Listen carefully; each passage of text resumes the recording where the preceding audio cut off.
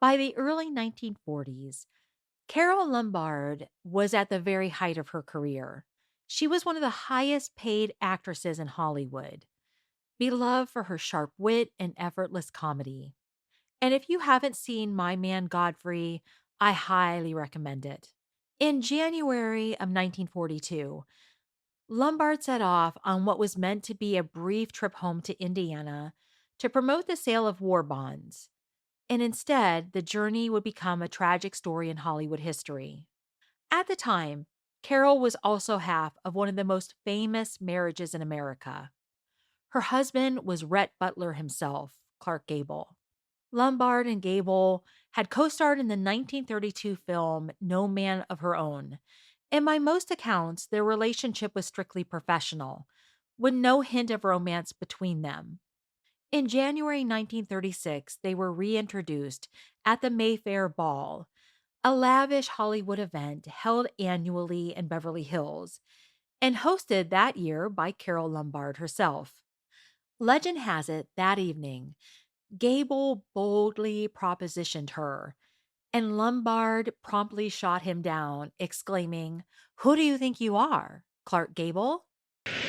This man shows every sign of having a terrible crush on me.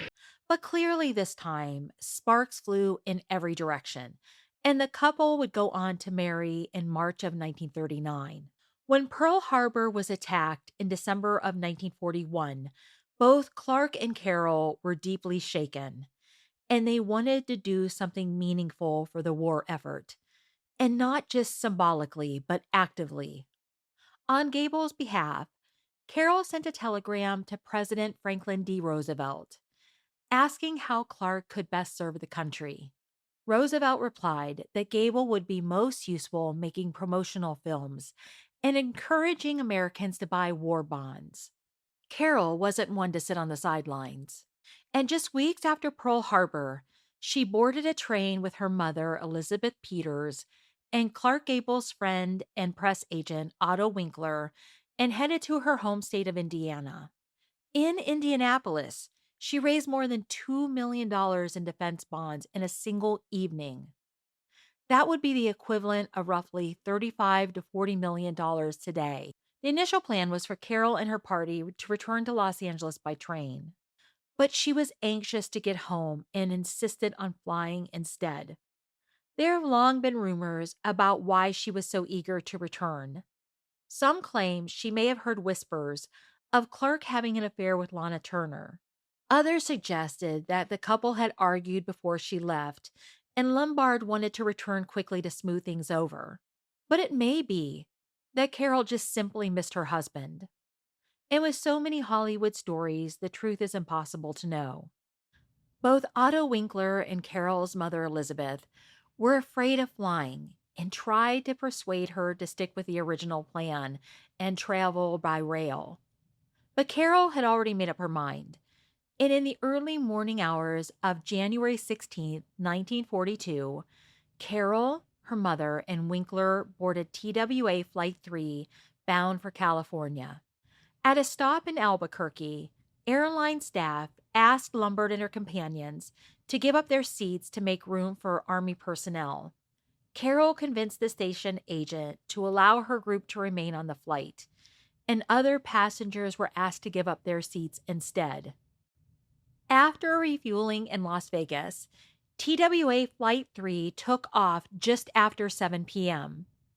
And 15 minutes later, flying 7 miles off course, the plane crashed into the Potosi Mountain.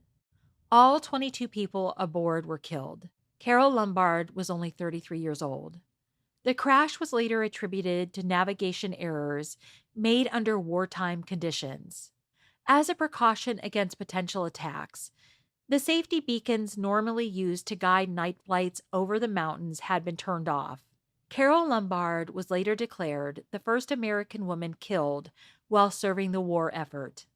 In recognition of her sacrifice and her efforts in selling war bonds, the Liberty ship SS Carole Lombard was launched the following year.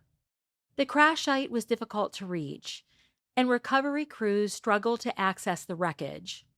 Even today, more than 80 years later, Hikers who climb to the remote site still report seeing debris scattered across the mountainside.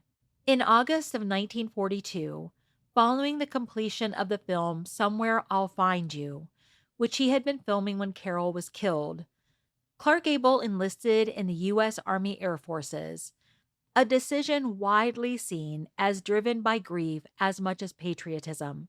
Gable would go on to appear in 27 more films and remarry twice. But according to his friends, he was never quite the same. Clark Gable died of a heart attack on November 16, 1960, at the age of 59, and was laid to rest beside Carole Lombard. A final chapter to one of Hollywood's most famous love stories. If you're interested in stories like this and 20th century pop culture, please consider subscribing, and thank you so much for watching.